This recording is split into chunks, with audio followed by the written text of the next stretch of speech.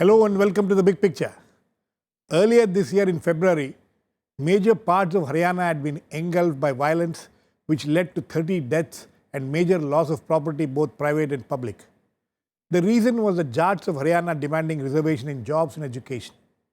A committee set up under former Director General of Police Uttar Pradesh as well as BSF, Prakash Singh, to look into the administrative and police role in it, has come out with a report which is highly disturbing.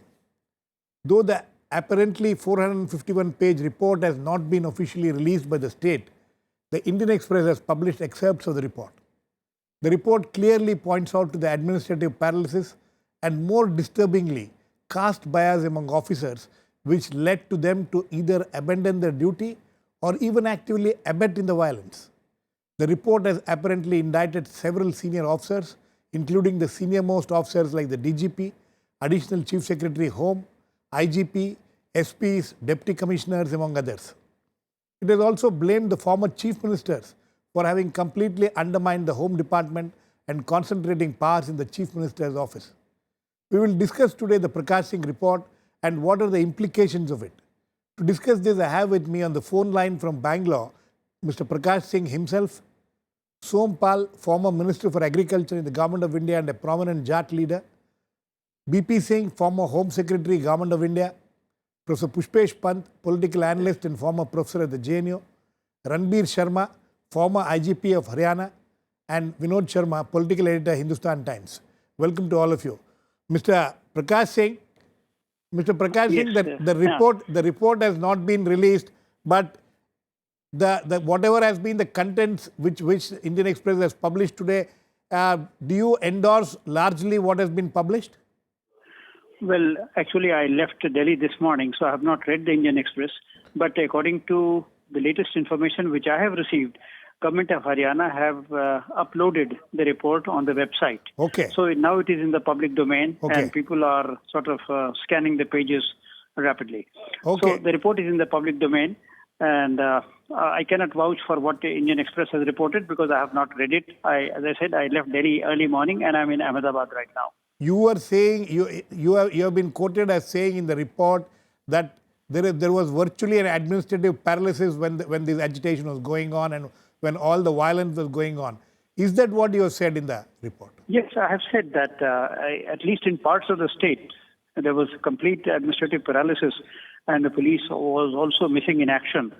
With the result that rioters had a long rope and they were on rampage, and they indulged in wanton destruction and vandalism of public and private property. It was a very distressing sight, whatever I saw, particularly in Rohtak and Jhajjar and Sonepat, districts which were particularly affected. Although we covered 8 districts in all, but these we felt were more affected. Mr. Prakash Singh, one of the most disturbing elements in the report which has been published is about what you say about the caste bias which you have found among some of the senior officers. This is something very, very disturbing. Yes, caste bias one generally sees at the subordinate level, but I found it to my discomfiture that even all India service officers are not exempt from it, and this virus has affected them also. And some of them in the course of administration, in their administration of situations and supervision of law and order, they betrayed caste bias, and this was noticed more by the IS officer accompanying me than by me, and he took exception to that on the spot, and he had to pull up that officer. Is it only one officer you found this kind of a bias, or is it quite common out there? Well, at the senior level, one officer betrayed it rather brazenly. At the junior level, or shall I say the middle level, the SHO level and the Deputy SP level, there were several others who were affected by this virus, and it is this caste bias which let them sort of go into, you can call it cocoon, or become inactive, or become absent from duty, and in the process allowed the rioters to have a free run and cause mayhem, destruction, violence, arson, and all the rest of it. Sir, I have only one last question to you before I let you go. you have stated, you have said in the report apparently that former chief minister, you blamed the former chief ministers for having centralized all the power and eroding the powers of the administration. But you don't find anything in the report, at least doesn't mention that you have found anything wrong with the present administration, with the present chief minister No, or chief actually, minister's office. actually, the intention was not to find fault there with the former chief minister also. You see, I have just tried to explain how there has been institutional decay in Haryana, how certain offices have lost their halo, have lost their power, have lost their prestige. And this happened, this has happened over a period of time, but during the former chief minister's time, it became more conspicuous because all powers came to be concentrated in the chief minister's office. The idea was not to fault the former chief minister, but to explain how and when the institutional decay started and which contributed to eroding the authority of key functionaries and in a way explained, if not justified, their comparative inactivity. Okay, sir. Thank you. Thank you very much for joining us. I hope to see you in the studio one of these days to discuss this maybe in little more detail. Thanks for joining us, sir. Mr. Singh, what is your reaction? What Mr. Prakash Singh has virtually endorsed whatever has been published today in the Indian Express. I have gone through the Indian Express report and I have heard Mr. Prakash Singh just now. I must say that Mr. Prakash Singh has given a very frank and bold report, and I compliment him for that. I would also like to say that this has been a system which has withstood the test of the time, but it is now increasingly coming under stress. And the reason has been, as has been rightly pointed out, that the officers don't look into the CRPC and the statutes which govern their conduct, and they look outside. They look to politics. They look to their superior political masters. So this is a trend which is there, and if you don't follow the law, if you don't function as instruments of rule of law, then the problem comes up. Now, you have also a more serious issue here. This reservation issue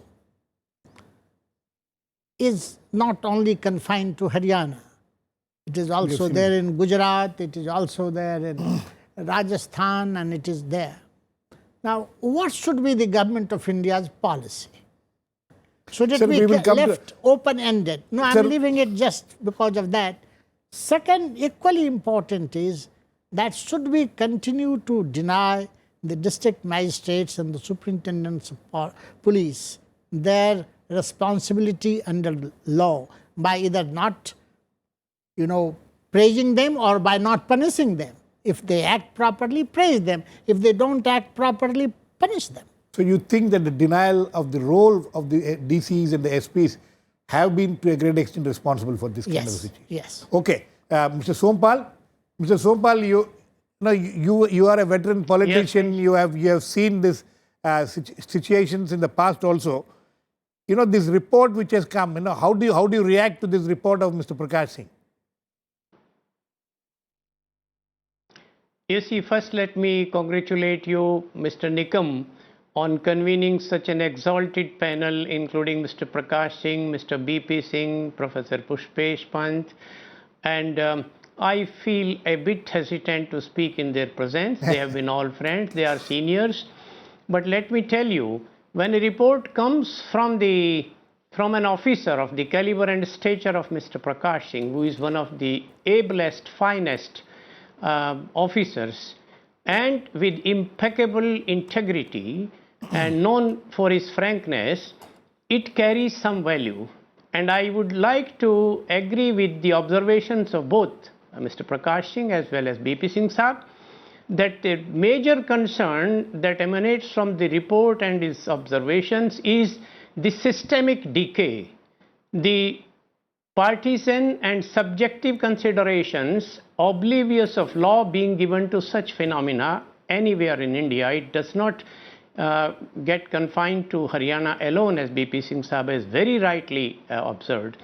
It is becoming all pervasive at all levels, all echelons, all states, all regions, and now seeping into all the parts of administration, including police. And police especially, because it has to handle mostly emergent situations where a very objective and very agile and witty decision has to be taken by the officer. Once their autonomy is curtailed, when they have to look back that what the political bosses would do, that obviously paralyzes the thing, and this paralysis was too evident in this case. So that is a matter of concern, and it requires lot of objectivity to be brought back to the administration, particularly police, though all of them, and this obviously is very disappointing. And I'm not going into the personal things or so which may be raised, and I don't think, because Mr. Prakash Singh has already clarified that he didn't mean any allegations or any imputations to anyone, including the former chief minister, but this is becoming an all-pervasive tendency which is a cause of concern. Okay. And let us see what the report is, but government would do good to take objective action and effective action to see that such tendencies are not perpetrated further and are curtailed as soon as possible, to give a moral boost to the officialdom. Okay. Professor Pant? Caste bias being shown at the highest levels. No, I'm afraid. Cowardice, these are words which are being used. No, I'm not worried about the words. I'm distressed, shocked, but it was expected. What concerns me more is, as Mr. Singh pointed out, and as Sompal ji has pointed out, as Prakash Singh ji has pointed out, it is not enough to say there is a systemic failure. Where do we go from here? Exactly. I mean, I'm not going to say that I'm going to be polite to the present Chief Minister of Haryana. According to the report, there was a concentration of power in the Chief Minister's office. So was that power used? So what stopped the present Chief Minister of Haryana from using that concentration of power in his office to stem the rot?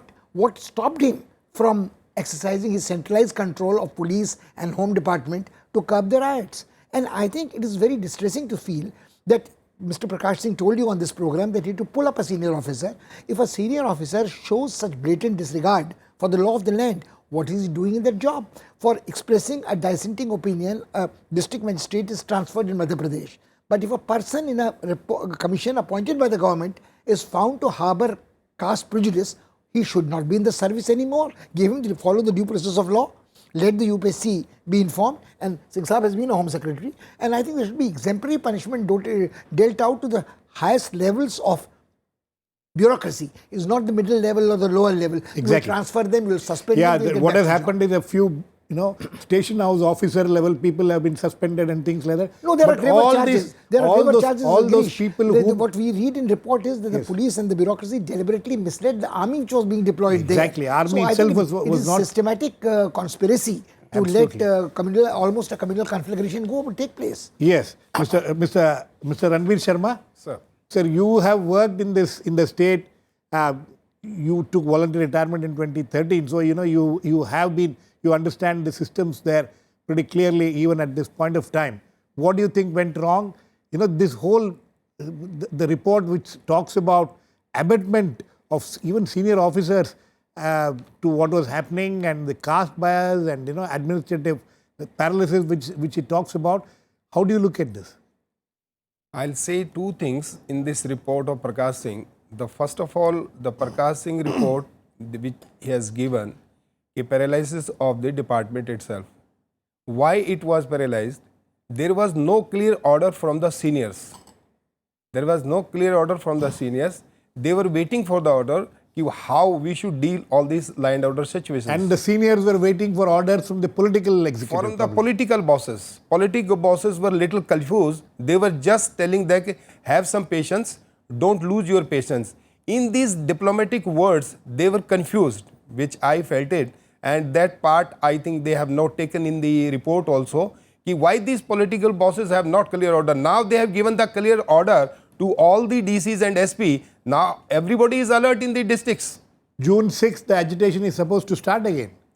No, this is now it is not possible. They may try in some other way, but now the administration is very much alert. And in this alertness, even the Jat people will also say that again there will be a lot of hanky-panky in this. So that is why they won't take law in their hands now. So are you trying to say that they were allowed, these agitators were allowed to take law into their own hands by the political authorities who did not want to act? Is Yes, that what you're trying to say? that is right. Because they were thinking this is my first CMship, and if there is some serious action and the people may die, then it will be a problem for me. That was the main problem. Had there been some actions on it, it would have not happened at all. Vinod? No, I think there's more to it than meets the eye. Now, let's first of all see that whether the police in India, and regardless of which state it comes from, has the temperament to deal with emotive situations that might involve their own interests. Look at Gujarat. Look at Delhi 1984. Having seen both these, I'm not the least surprised. Even Maharashtra? Even Maharashtra. I'm not the least surprised to see things the way they happened in Haryana. The major reason, perhaps for lack of clear guidance or direction from the political leadership, was that Haryana has a chief minister today who is not a Jat. And the population that was targeted is the population to which the chief minister belongs. And this clearly rendered the chief minister deficient, to state the least. Absolutely. And the situation called for, I think, intervention from Delhi at the earliest in deployment of army. Army was deployed. Yes, in deployment of army. Army was deployed, but it couldn't work properly. Quick deployment of army. Army is no babe in the woods. Army can find its way in a small state like Haryana. There was perhaps more to it than what we know. And one would have to read the report of Mr. Prakash Singh in detail. I have in the past had many discussions with Mr. Prakash Singh on police reforms. He's a pioneer. He went to the Supreme Court, got a judgment of the Supreme Court. And I often asked him, sir, that you talk about police reforms in terms of fixed tenures for SPs, for IGs, autonomy in functional autonomy of these officers and all. I said, in a country where staged encounters are getting institutionalized, what kind of police reforms would be there? Okay. You understand this? Yes. What you saw in Haryana, you see, Jats have been in confrontation with regard to certain places of worship in Haryana, and there was long gap before the government came into action. People had to leave their homes and all. Okay. So nobody wanted to antagonize the Jat community. Okay. And they were allowed to remain on the rampage. Mr. Sompal, was this a political failure? You see, a political failure is very obvious. I agree with my previous speaker that there were no clear orders, as Mr. Ranbir Sharma also has averred. There were no clear orders from the political bosses. You see, in police action, diplomacy should have no place. It delays the things, it confuses the things, and this confusion further gets confounded because of the breakdown of the chain of command. And now, for every small thing, as I said earlier, because the autonomy of the administration has been compromised, diluted, therefore, for every small thing, the officers, instead of taking spontaneous decisions on the spot, keep on waiting for clear-cut instructions from above. And there was something, and therefore, when the allegations are being levied against the people who are in opposition, an equal amount of allegation is being leveled against the present incumbents, and to the extent of some people alleging that there was some complicity even from the top for political reasons. But I am not going into it, but the phenomena is really very horrifying, and the administration is demoralized, it becomes partisan, it becomes indecisive, and the consequences are to be faced by the innocent people. Okay, Mr. Singh, What role can center play in this kind of a situation? See, the primary thing is that in a democracy, people have the right to agitate. And it is the responsibility of the state to maintain law and order, to protect life and property. It is the centre's responsibility also to issue advisories to the state chief secretaries, and this is being regularly done. What is alarming, and that is the political process of this country, that you allow populism and agitation in the street to decide cabinet decisions. Absolutely. You cannot agitate. Of course you agitate, but you cannot agitate and take say law, that by the law into your hands and take a decision for granted by the end of the day. No, this is something which is not good in a democracy. Agitate, uphold your freedom, but don't destroy property, don't disturb, don't kill people. This institutional decay which Mr. Prakash Singh speaks about. When did, you have been there? Yes. Where did it start? And, what do you see is the solution for this? You see, we were taught, Mr. Prakash Singh belongs to, again, that generation. In communal rights, in situations of conflict, the district magistrates did not look back. The superintendents of police did not look back. They acted in concert to uphold the rule of law. Now, today what has happened, that because of the processes, modernization processes, for everything you phone up people, what should I do? No, and in this case, sir, the report says that these officers at the ground were looking up. That's what I'm to saying. Chandigarh for orders, and Yes. and the DGP, the whole additional chief secretary home, were unwilling to give any orders. I have handled such situations, both as a district magistrate and also as the Union Home Secretary. Somebody has to take action, take a decision. Take a decision. I don't want to name the chief minister.